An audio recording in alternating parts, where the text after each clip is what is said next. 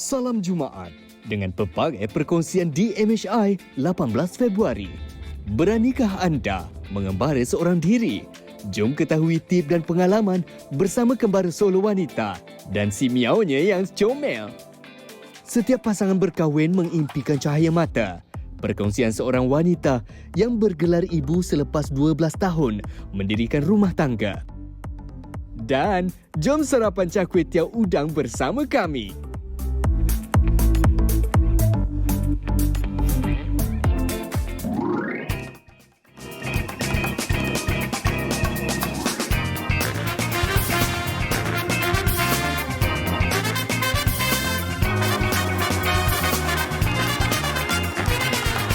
Wah, macam mana Sofia? Tempat yang saya pilih ni memang saya dah lama plan untuk Sofia. Untuk Sofia santai, rehat-rehat. Sebab maklumlah, dah kerja sana sini penat kan. Inilah tempatnya. Bagaimana Sofia? Seronok? Saya rasa nyaman, rasa macam fresh, hilang segala tekanan stres saya. Ya. Yang paling penting sekali lah Fat, malam ni tak payah fikir tidur kat mana dah. Tidur kat mana? Kat atas. Oh, tidur kat atas je.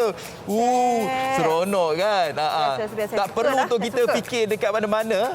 Dekat si pentas pun boleh. Kita parking kat sini. Boleh juga, tak ada masalah. Okey, hai, Assalamualaikum. Selamat pagi. Hidupkan pagi anda, cerikan pagi anda di Malaysia hari ini. Pada hari ini bersama dengan saya Fazli dan juga rakan penjelajahan saya ke 13 negeri lah. Semua saya nak pergi. Sofia. Kita nak menjelajah banyak negeri sebab kita mendapat inspirasi dari seorang individu ini.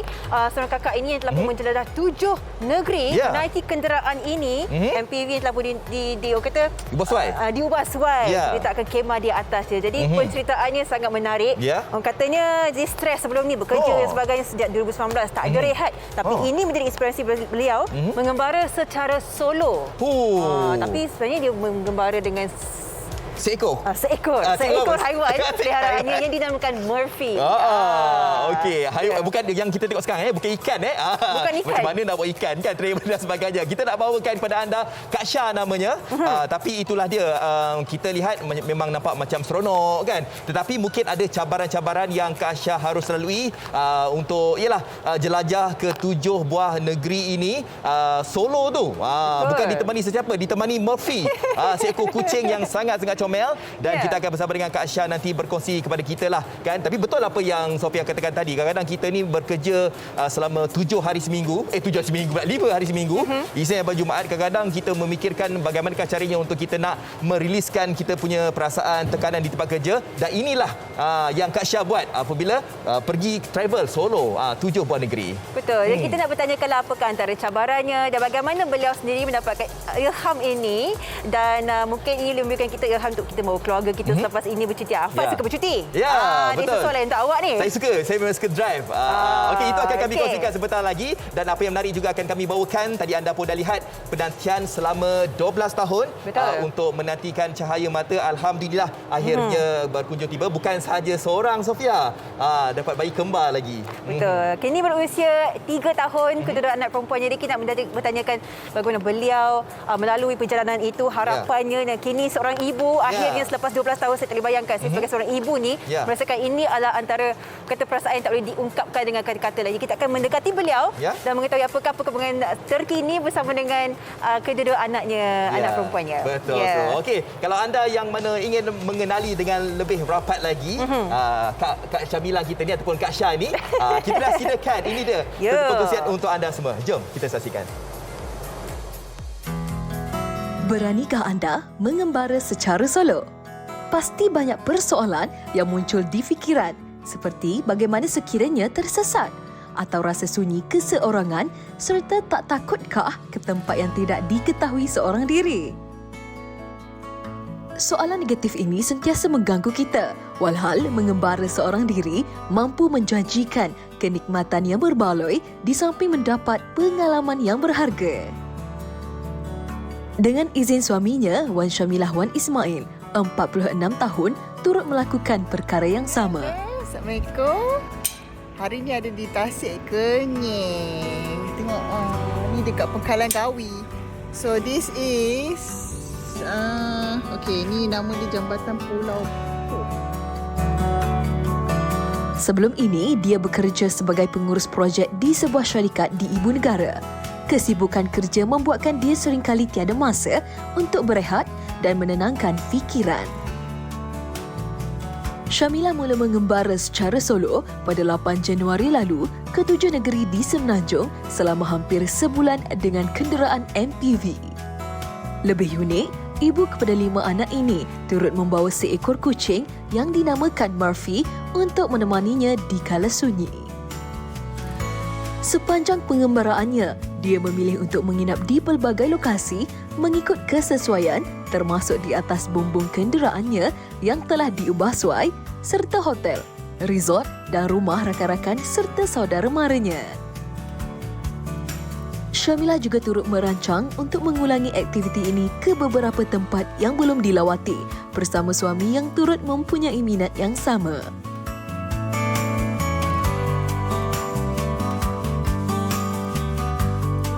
Wah, pengembaraan yang akan disambung selepasnya, Fad. Yes, Saya rasa betul. macam nak sewa kereta ke apa nak ikut je Kak Syah ni. Yeah, saya tak tanyalah sebab Kak Syah ni mempunyai minat yang lebih kurang saya saja. Sama. Sebab saya memang suka memandu tau.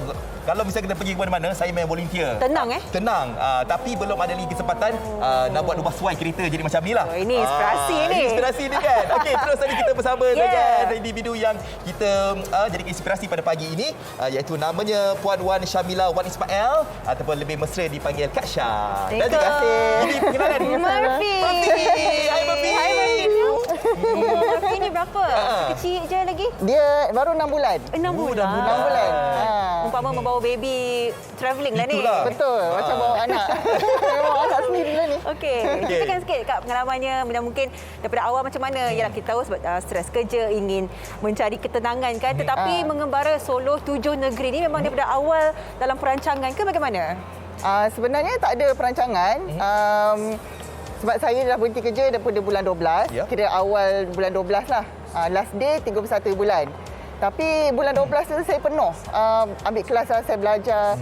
Jadi saya tak ada masa untuk release stress lah kata orang kan. Itu yang tahun baru patutnya kalau ikutkan saya nak kerja barulah. Tapi sebab saya tak dapat berehat, dia saya kata I have to do something. Okey.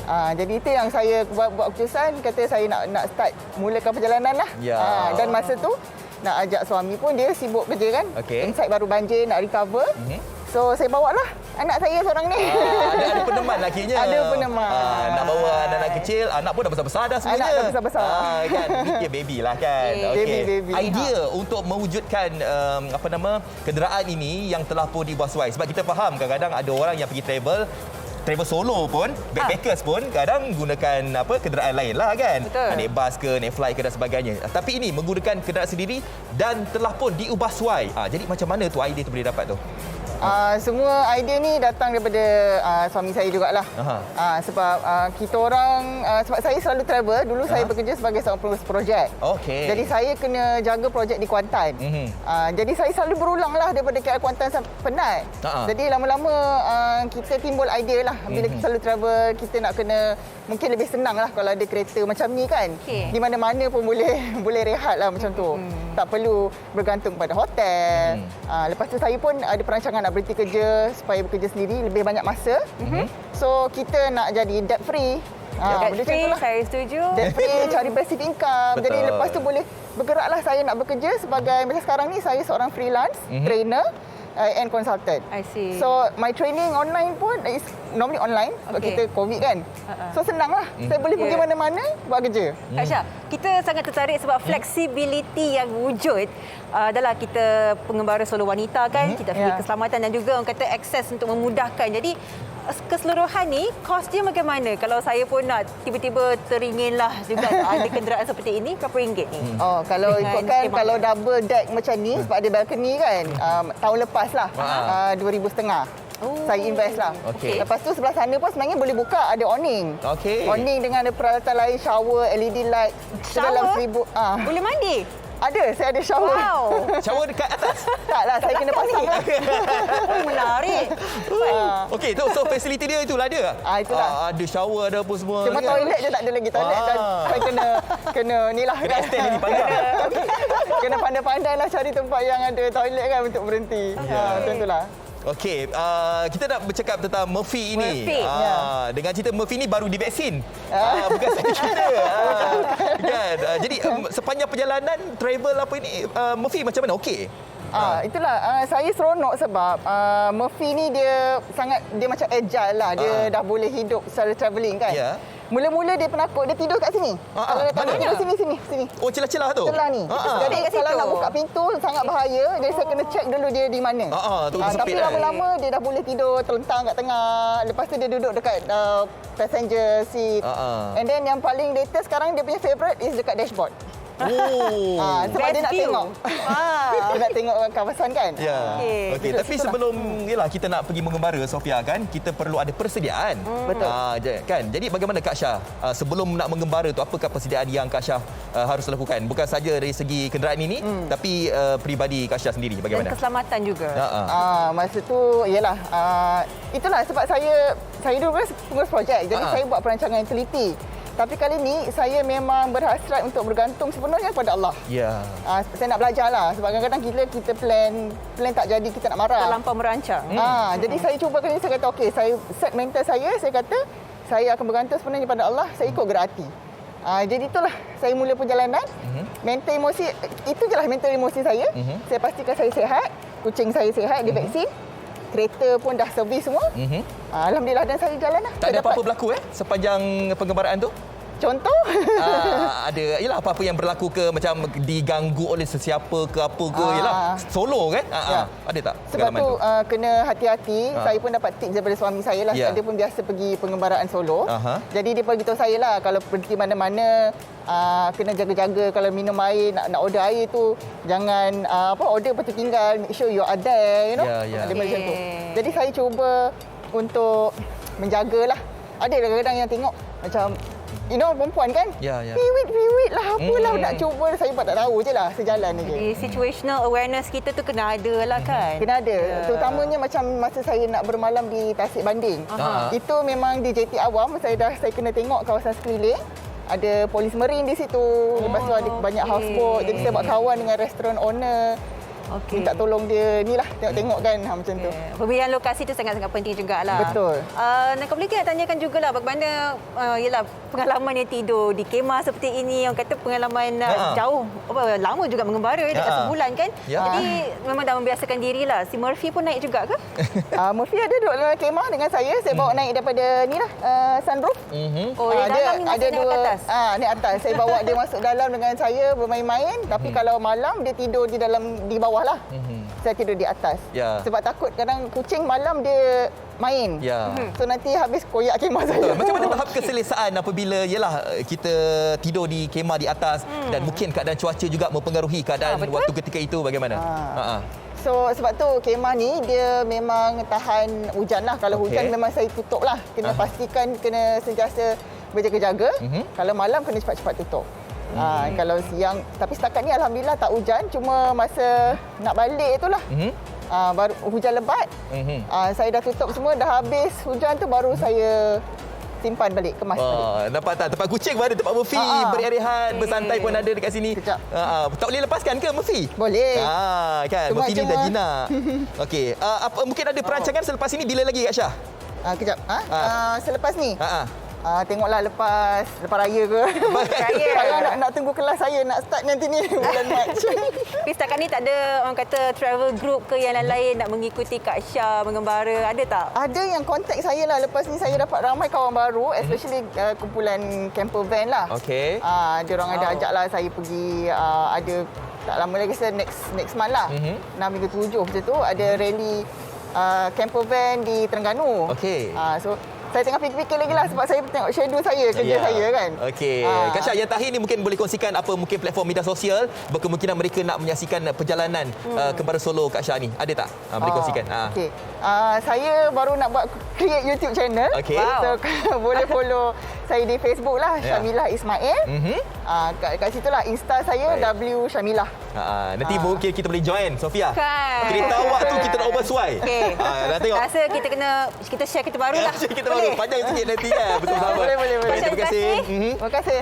Kita usahakan yang terbaik untuk orang kata pengembaraan yang seterusnya. Betul. Moga memberikan inspirasi untuk ramai lagi mencuba perkara yang baru dalam kehidupan kita. Dan lepas ni mungkin saya nak lihat Murphy bukan seekor. Mungkin ada pasangan, mungkin. Ya.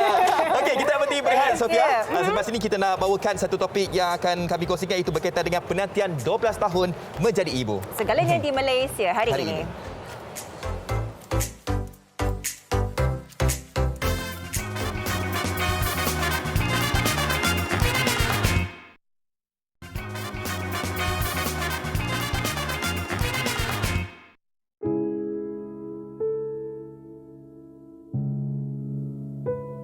Setiap pasangan mengimpikan cahaya mata untuk menjadi pelengkap kepada rumah tangga mereka. Begitu juga dengan pasangan Azlina Ibrahim, 41 tahun, dan Nasri Shah Abdul Wahid, 48 tahun. Mendirikan rumah tangga pada 31 Ogos 2007, penantian selama 12 tahun berakhir apabila pasangan suami isteri ini dikurniakan cahaya mata melalui kaedah rawatan persenyawaan in vitro fertilization IVF. Mula mendapatkan rawatan kesuburan pada tahun ketiga perkahwinan, Azlina akhirnya melakukan prosedur proses IVF pada tahun 2016 di Hospital Kuala Lumpur. Pada 16 April 2019, pasangan ini mendapat perkabaran bahawa Azlina sedang hamil dan kandungannya berusia 3 minggu. Berkat usaha dan doa, kini Azlina dan Azam meneruskan kehidupan bahagia dengan membesarkan kedua-dua anak perempuan kembar mereka, Adra dan Adia, yang berusia 2 tahun.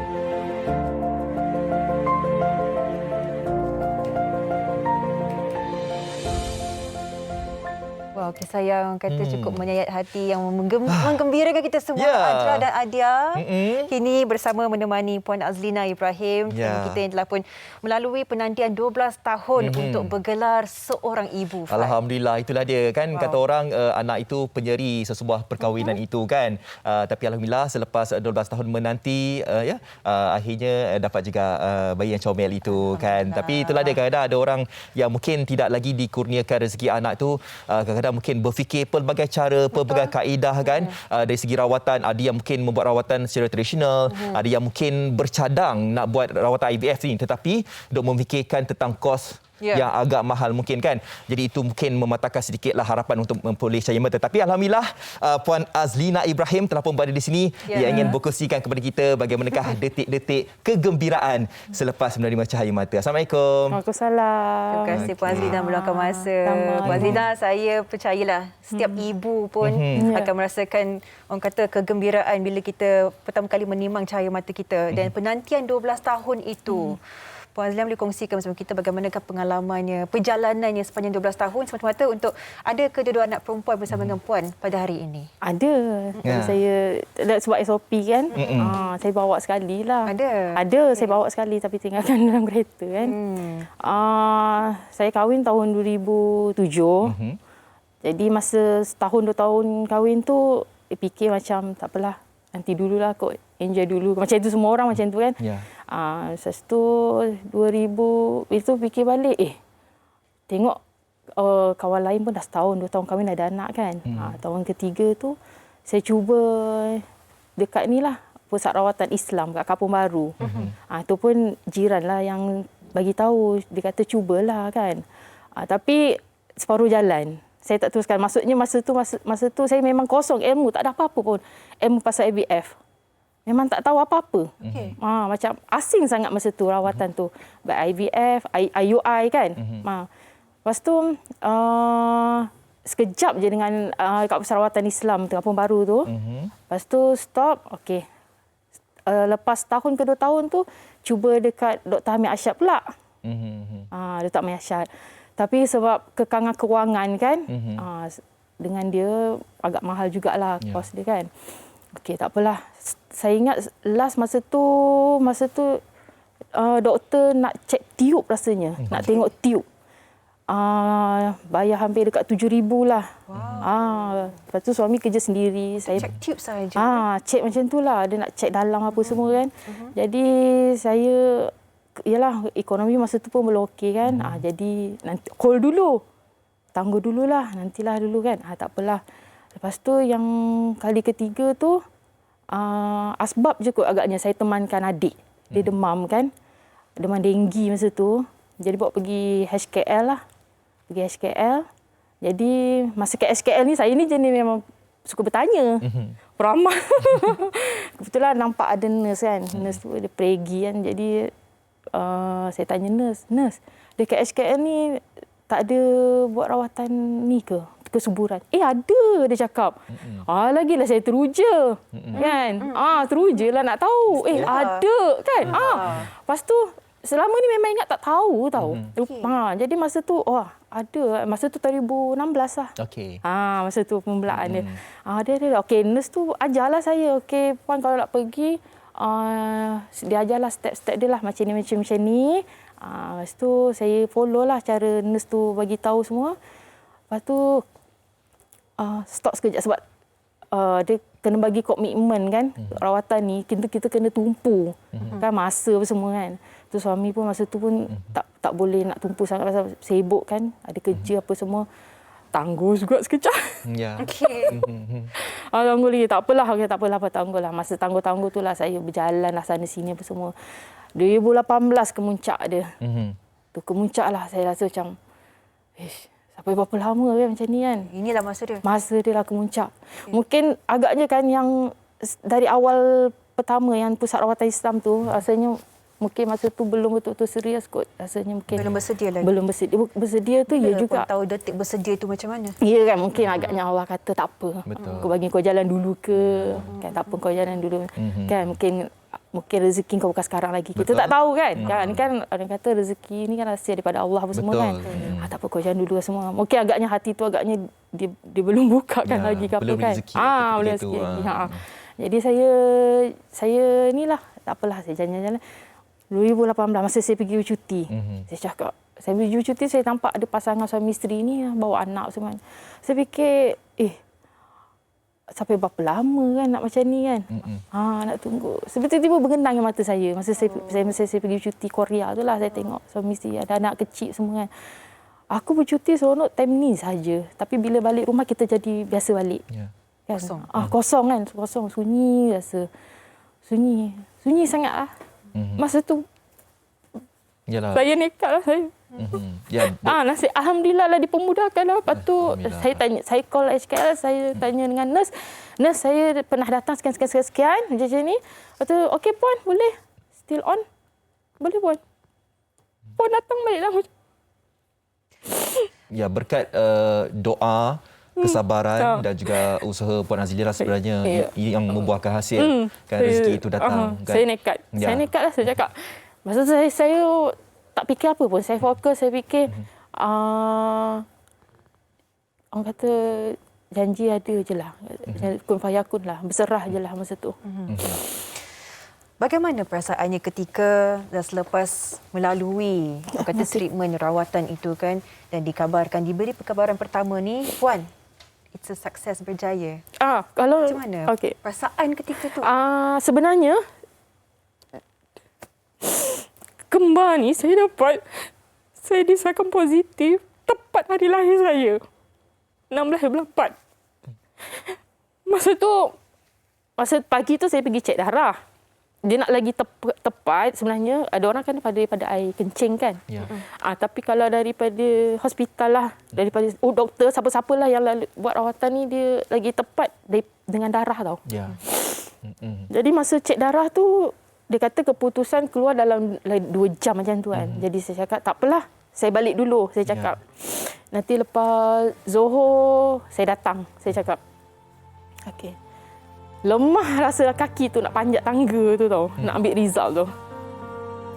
Kadang-kadang ialah rezeki itu datang tatkala apabila doa itu telah pun dikabulkan kan, dan rezeki itu datang, saya percaya 12 tahun itu lepas tu dapat bayi yang kembar pula Ya. kan.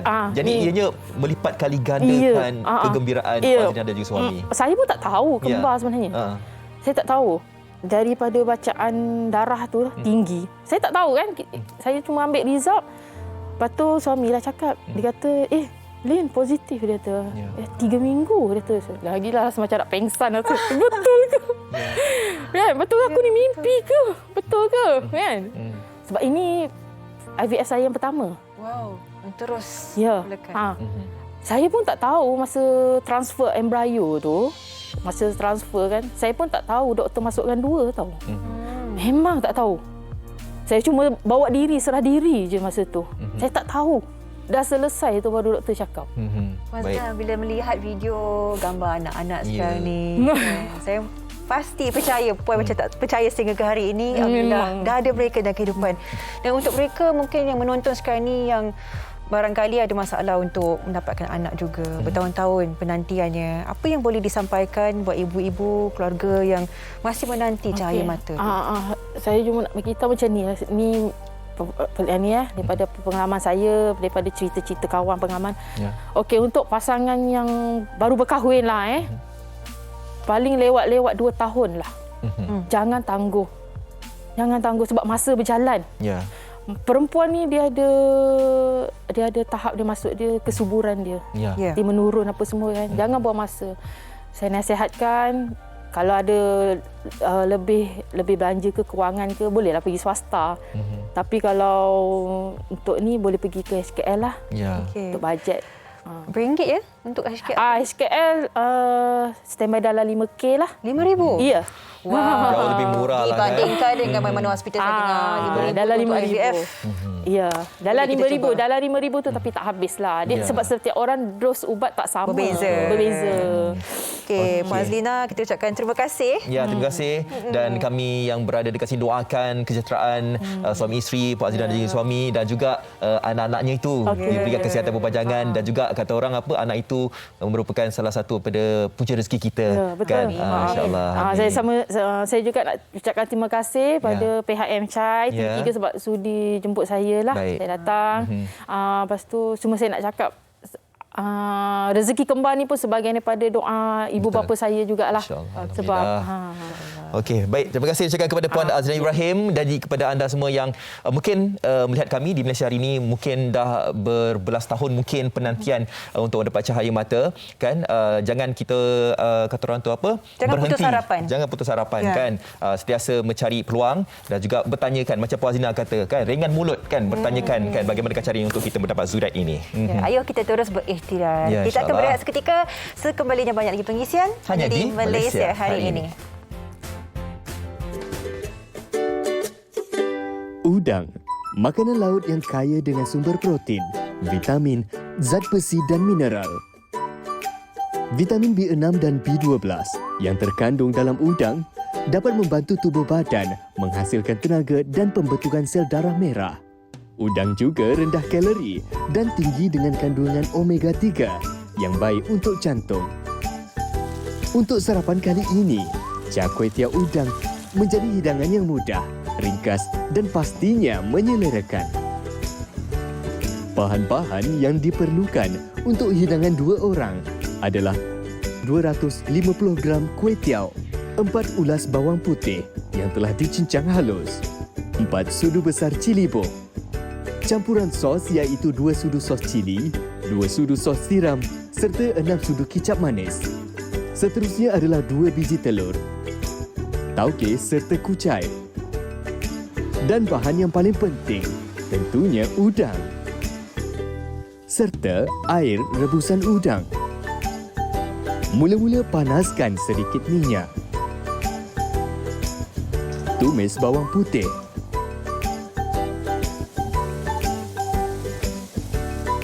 Masukkan cili bor dan tunggu sehingga pecah minyak. Masukkan campuran sos, udang, Air rebusan udang. Masukkan telur. Kemudian kacau perlahan-lahan. Masukkan kuih tiaw.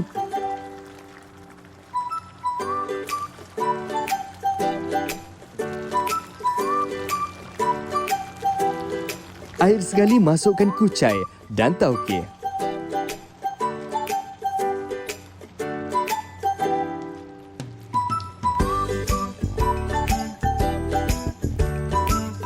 Char kuih tiaw kita dah pun siap. Bolehlah dihidangkan bersama gandingan cili jeruk. Selamat mencuba.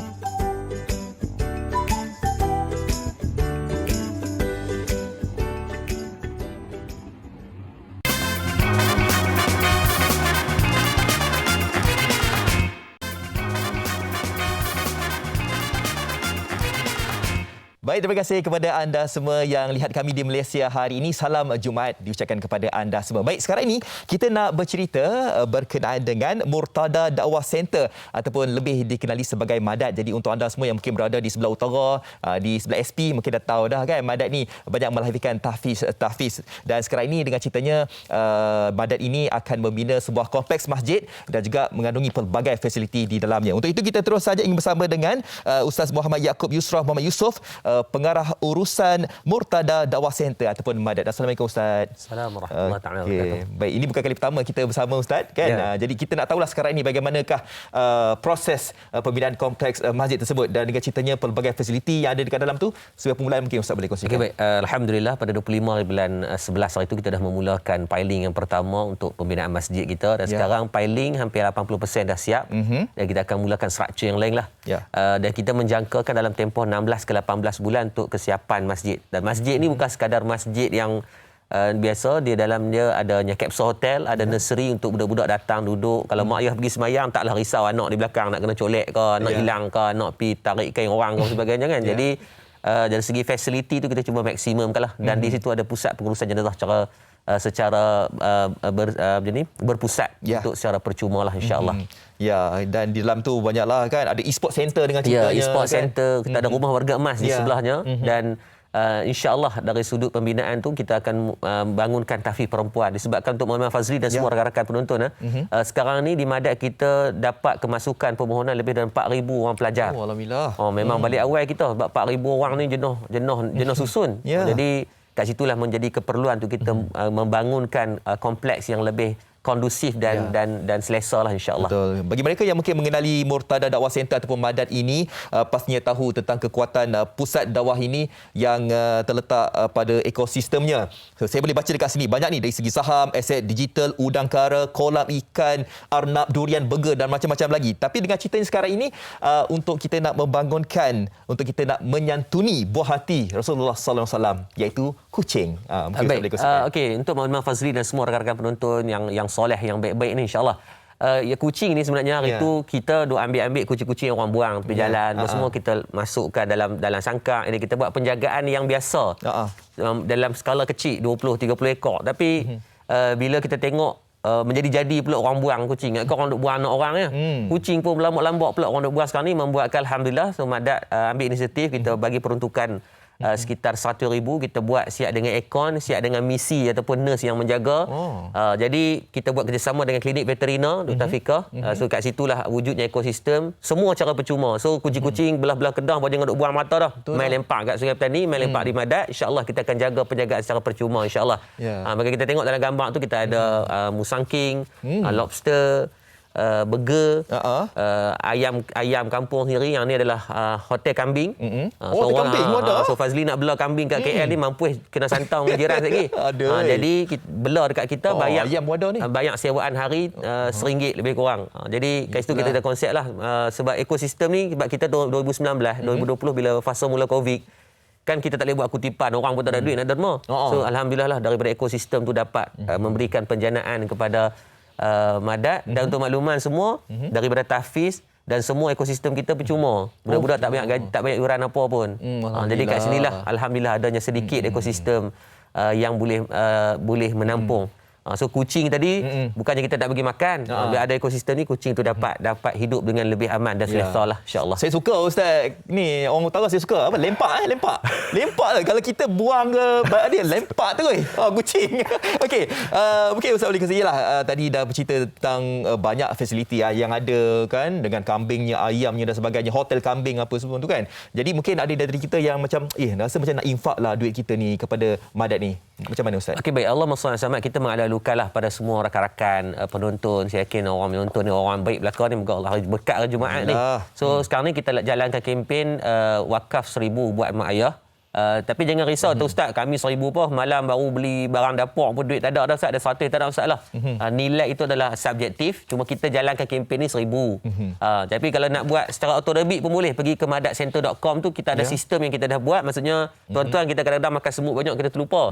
Kan, jadi boleh buat terus auto-debit, setiap bulan dia tolak 100 ataupun berapa nilai yang kita nak lah. Kalau tak mampu dengan duit, saya sarankan tuan-tuan bantu sebarkan.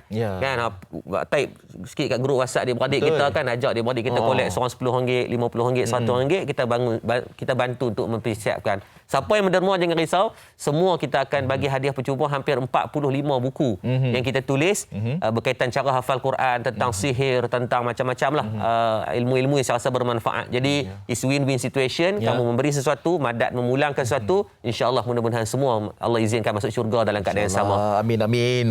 Lagi-lagi kita ni hari Jumaat ni kan, berkat dari Jumaat ini. Tapi saya setuju apa yang Ustaz katakan tadi kan, kalau kita mungkin tidak mahu mendermakan, menginfakkan wang kita tu, share pun dah kira pahala juga dapat kat situ kan. Besar sangat pahala. Sebab kadang-kadang duit bukan sebab kita, tapi asbab kita. Tolong kita sebarkanlah insya-Allah. Okey, jadi anda jangan tunggu lagi. Kalau anda yang mungkin berada di luar kawasan Kedah ni, kalau nak lempak kucing tu belah utara tu mungkin boleh tapi yang Johor apa semua tu mungkin boleh jauh. sebab sekarang ni kita ada pending hampir 1,000 ekor endomai. Saya pun pening jenuh, saya pakai tak jaga orang, jaga kucing lepas ni. Tapi tak apalah, kita usahakan yang terbaik. Dalam 80% dah siap, dalam 2 minggu lagi dah boleh ada kemasukan lah, insya-Allah. Okey, baik, terima kasih ucapkan kepada Ustaz Muhammad Yaakob Yusra Muhammad Yusof, pengarah urusan Murtada Dakwah Center ataupun Madat. Jadi mungkinlah kalau saya pergi ke sebelah utara tu, ada kesempatan nak PSP lah, nak pergi Madat, nak tengok kambing. Kambing, ayam semua kat sana ada. Terima kasih Ustaz. Okey, baik, kita dah berhenti berat seketika. Jadi anda jangan ke mana-mana, terus lihat kami di Malaysia Hari ini.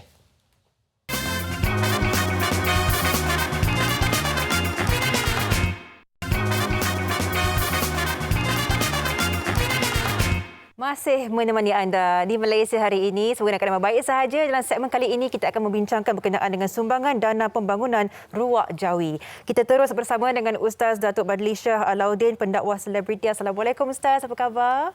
Waalaikumsalam warahmatullahi wabarakatuh. Khabar baik, terima kasih. Terima kasih Ustaz. Memasuki dalam perbincangan kita pagi ini, mungkin Ustaz boleh terangkan bersama kita sebagai mukadimahnya mengapa Allah SWT mencintai orang yang berilmu, Ustaz? Baik, terima kasih. Muslimin muslimat sekalian, dalam dunia ni kata para ulama, manusia ada 4 jenis saja. Mana-mana kita pergi. Pertama, rajulun yadri wala yadri annahu yadri fasaka ghafilun fanabbihuhu. Pertama adalah manusia yang dia tahu dan dia tak tahu bahawa sebenarnya dia tahu. Maka itulah orang yang lalai, kita kena ingatkan dia. Dia ada knowledge tapi dia tak tahu dia tahu. Kita kena ingatkan. Manusia jenis kedua, wa rajulun la yadri wa yadri annahu la yadri fazaka jahilun fa'allimuhu. Manusia jenis kedua, orang yang tahu, orang yang tidak tahu, dia tahu bahawa sebenarnya dia tak tahu. Maka itu orang yang bodoh, kita kena ajar dia. Maknanya dia tak ada knowledge langsung. Golongan ketiga, wa rajulun yadri wa yadri annahu yadri fazaka aqilun fattabi'.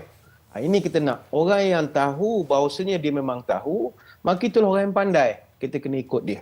Dan yang paling bahaya golongan keempat, rajulun la yadri wa la yadri annahu la yadri fazaka ma'ikun fahdharu.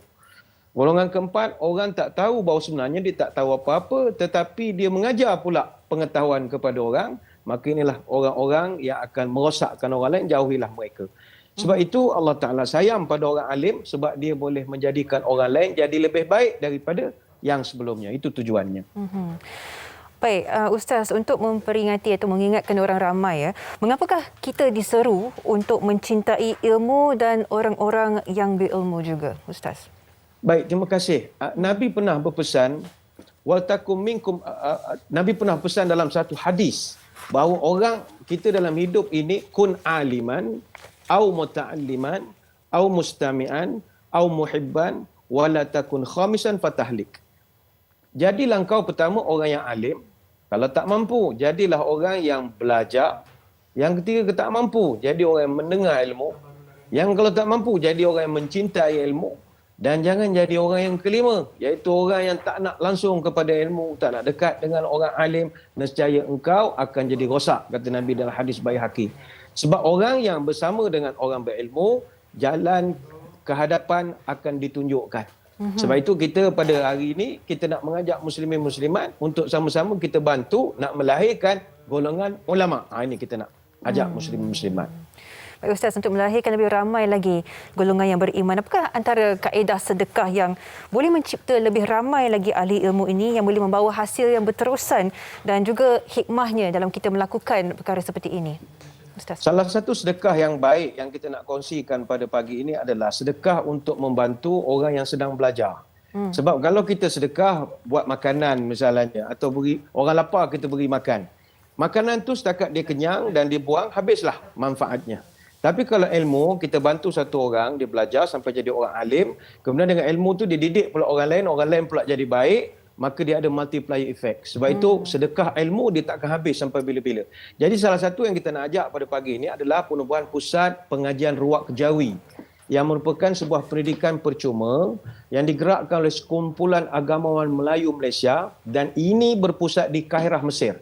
Jadi kita ulang, ruwak jawi ini bukan di Kuala Lumpur, bukan di Kedah, bukan di Pahang, tapi di Kairo, Egypt. Yang mana sejarah ruwak ini telah bermula 200 tahun yang lalu dan mereka dalam proses nak mengadakan, nak membuat satu bangunan khusus untuk membantu anak-anak Melayu kita di Kairah khususnya belajar agama. Kita ada 150 kelas pengajian secara percuma setiap bulan bersama para ulama yang kita jemput daripada Universiti Al-Azhar. Dan ruwak jawi ini menjadi tumpuan bukan sekadar rakyat Malaysia, bahkan pelajar-pelajar yang boleh betul-betul bahasa Melayu. Contoh daripada Thailand, selatan Thailand, daripada Indonesia, daripada Singapura, daripada Brunei. Jadi ini membuka peluang untuk kita mengembangkan lagi ilmu. Mereka siang, mereka belajar di fakulti, di college atau di universiti. Petang, weekend, malam atau musim panas kita cuti, mereka akan datang ke ruwak jawi ini untuk kita dedahkan pula dengan ilmu-ilmu yang lebih tafakuh lagi. Ini kita nak mengajak untuk kita bantu. Ini dalam usaha membangunkan anak generasi muda yang berilmu ini. Ustaz boleh kongsikan sedikit penerangan bagaimana ialah gambaran berkenaan bangunan baru pusat pengajian ruwak jawi yang bakal disiapkan nanti ni? Pertama mungkin ada penonton yang bertanya, ruwak ni bahasa apa? Bahasa Jawa ke apa? Ruwak ini kalau dalam bahasa Arab maknanya anjung. Kalau hotel tu, lobi tu kita panggil ruwak lah. Maknanya asalnya ruwak ini dia duduk di anjung di Masjid Al-Azhar di Mesir. Tapi sekarang sebab pelajar dah makin ramai, kita buatkan satu bangunan yang baru. Yang mana bangunan ini akan lokasinya di Kairah di Mesir. Kita akan buat dewan-dewan kuliah yang selesa. Kalau saudara-saudari tengok di dalam gambar yang dipaparkan ni agak sempit sedikit, jadi kita buat ada sedikit besar, ada kelas-kelas pengajian, ada perpustakaan dengan buku-buku yang begitu banyak, ada pejabat pentadbiran. Jadi ini kita buat lebih tersusun lagi supaya anak-anak kita yang sedang belajar di Mesir, di Kairo khususnya, dapat belajar dengan cara lebih selesa lagi. Baik. Ustaz, secara ringkasnya, apakah cara untuk kita menyumbang kepada ruwak jawi ini supaya penonton kita juga turut sama yang melipat gandakan sedekah di pagi Jumaat ini, Ustaz? Baik, terima kasih. Kita nak jelaskan begini, kita menyasarkan 4.35 juta untuk nak beli bangunan di Mesir ini. Kita ucap terima kasih kepada yang menyumbang. Setakat ini kita dah ada 1.6 juta hasil daripada sumbangan orang ramai dan kita masih lagi mengharapkan 2.85 juta untuk lengkapkan lagi tabung. Jadi kepada yang nak membantu kita, sekarang sedang dipaparkan di skrin, boleh ambil gambar, boleh print screen, boleh sebarkan dengan nombor akaun Maybank seperti yang tertera ataupun boleh layari saja laman web kami di www.danapembangunanruwakjawi.com. Ini merupakan landing page. Kita akan memaparkan semua maklumat-maklumat berapa kutipan semasa. Jadi jangan kita agak-agak lagi, bantu kita untuk melahirkan ulama ini. InsyaAllah. Ruwakjawi.com. Terima kasih kita ucapkan kepada Ustaz Datuk Badli Shah Alauddin, pendakwah selebriti, sudi meluangkan masa bersama kami di Malaysia hari ini. Terima kasih Ustaz. Terima kasih Ansha. Ya, sekali lagi ruwakjawi.com untuk anda mendapatkan segala informasi yang anda perlukan. Kita akan terus meninjau apakah yang terkini di dari meja medsos bersama dengan Fazli Fuad. Okey, baik. Terima kasih Sofia yang berada di hujung sana.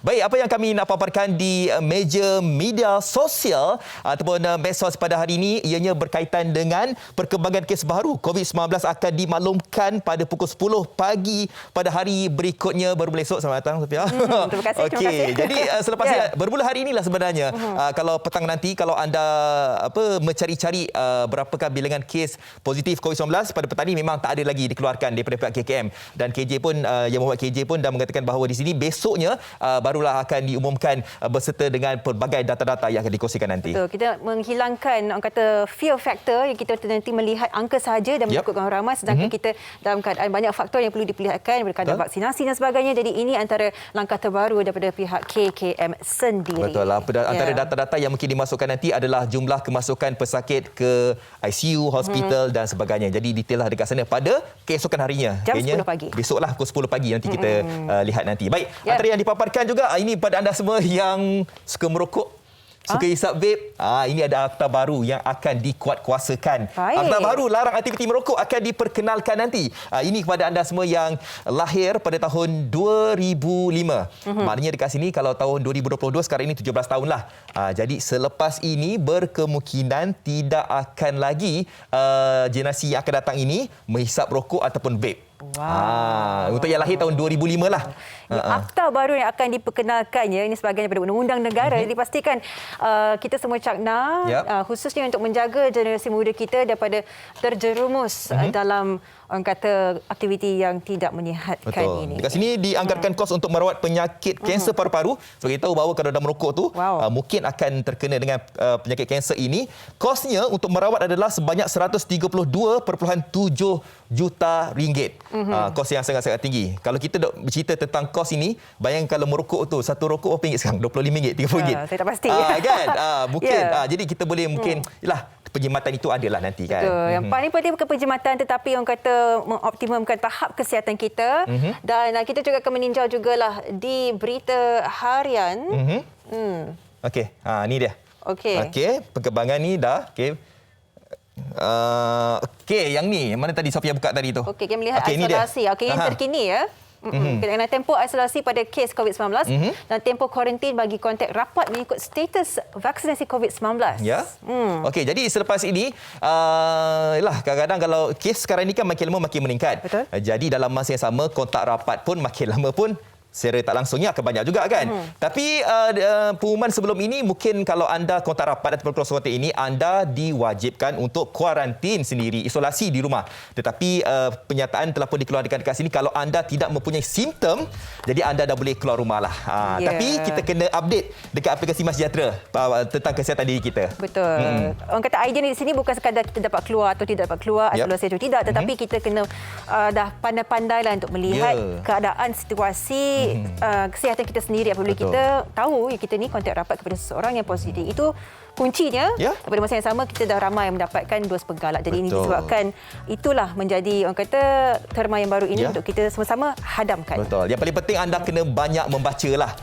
Kan? Sebab kalau kita dapat ilmu tu kita boleh kongsikan kepada yang lain. Dan kalau anda yang bergejala, pastikan yang sahih. Pastikan yang sahih sahaja. Sekarang kan itulah yang mana ada kawan-kawan yang kontak rapat. Dia tak mengaku dia kontak rapat, tapi datang-datang main futsal apa semua berkumpul tapi batuk dan sebagainya. Jangan kita fikir nak bersukan, nak bersama dengan kawan sahaja. Kita kena jaga kesihatan diri kita dan masa sama juga kita dapat menyelamatkan kesihatan orang lain. Kita patut lebih bertanggungjawab memasuki tahun 2022 ini. Kita juga akan bawakan topik yang menarik esok, Piala Dunia Bola Sepak Kudung. Menarik tu kan? Isnin ini. Hari Isnin lagi. Saya lupa lagi. Saya tak kerja. Jadi Isnin nanti. Selamat hujung minggu kepada anda semua. Apakah perancangan yang anda ingin lakukan? Diharapkan anda dapat mematuhi segala SOP yang telah dikeluarkan. Kalau anda yang mana bercadang seperti Kak Syah tadi tu, ada caravan nak berjalan mana-mana, jaga diri baik-baik lah. Betul. Apa pun yang paling penting sekali, jaga diri anda, jaga kita semua, kita jaga kita. Minta maaf kalau ada salah silap sepanjang 1 jam kami bersiaran. Saya Fazli Fuad. Dan saya Sofia Nursuliyata. Semoga anda semua jaga diri dan terus bersama kami di Malaysia Hari Ini, Isnin nanti. Assalamualaikum. Bye-bye. Bye. Selamat Jumaat.